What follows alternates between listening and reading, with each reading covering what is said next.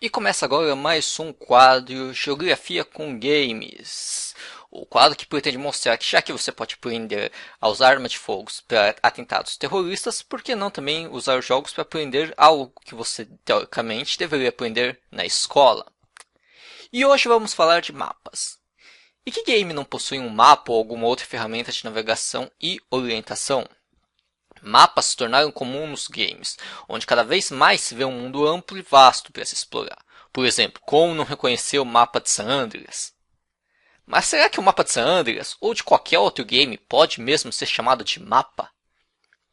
A pergunta pode parecer meio sem sentido, mas na geografia, nem toda imagem com ruas, montanhas, ou seja lá o que for, pode ser chamada de mapa, porque existem alguns requisitos para que uma imagem possa ser considerada, de fato, um mapa. E quais são esses requisitos? Para responder essa pergunta, primeiro temos que entender o que é um mapa. Mapa é uma representação de um espaço tridimensional num plano bidimensional. É como circular por Liberty City de GTA 4, um espaço tridimensional, e depois ir no menu e verificar seu mapa, que é uma imagem bidimensional. E para que você acessa o mapa de um game? Para saber onde você deve ir, porque se perdeu e precisa de uma orientação, porque precisa saber como chegar a tal lugar, porque precisa saber onde tem tal item, etc, etc, etc. Essa é a função de um mapa. Orientar locais, como o mapa de Need for Speed, espacializar fenômenos, como o mapa de domínio de gangue de San Andreas, servir como ferramenta de navegação para quando você se perde, como o mapa de Minecraft, entre outros exemplos. E tudo isso é fácil de fazer quando o game te dá essas informações que são necessárias para se fazer tal coisa. Para que lado você está voltado, do que se trata o mapa, o que significam os símbolos no mapa e qualquer outra informação que seja importante.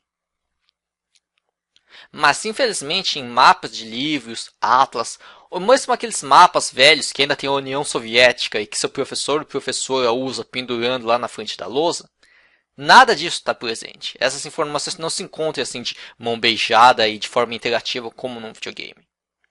Por exemplo, do que se trata essa imagem? Esse mapa é de que lugar? Para que lado você está voltado nesse mapa? Qual a distância entre esses dois pontos no mapa? E para responder essas perguntas é que existem os tais requisitos que eu citei há pouco, que transformam uma imagem num mapa. Todo mapa precisa de um título. Sem isso, como saber do que se trata o mapa? Ou do que ele está falando? Por exemplo, Cidade de San Andreas ou Mapa Rodoviário de Rockport, e por aí vai.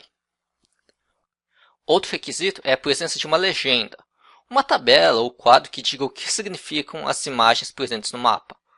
Uma lata de spray representa uma loja de pintura. Um círculo verde significa uma loja de peças de carros.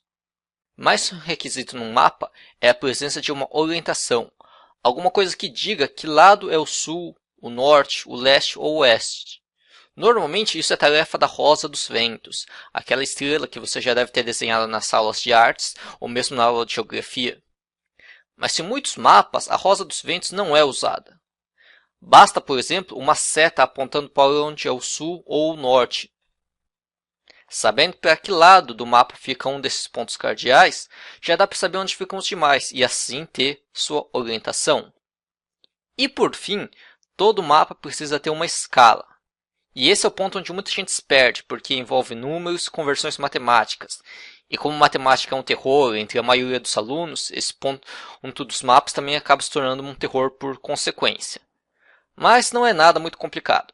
Escala é a relação entre a distância de dois pontos no mapa com a distância no mundo real.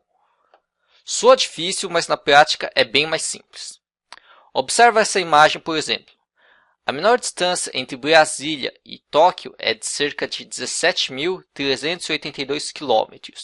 Mas se você medir essa distância nessa imagem, isso não vai dar nem 15 centímetros.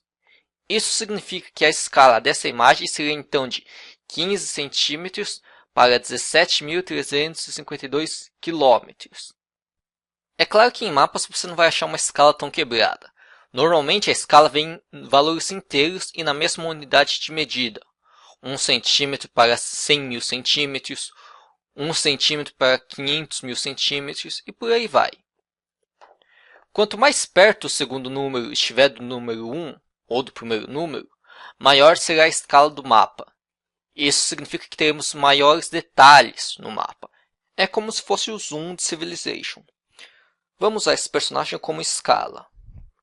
Esse é o zoom máximo do game. Então essa é a nossa escala de 1 para 1. Uma escala real. Essa é uma escala grande, pois podemos ver os máximos detalhes. Agora, se abrir o zoom do game, a gente vai ver que a escala diminuiu. No lugar onde cabia um personagem, agora cabem 4 personagens. Perceba também que os detalhes diminuíram.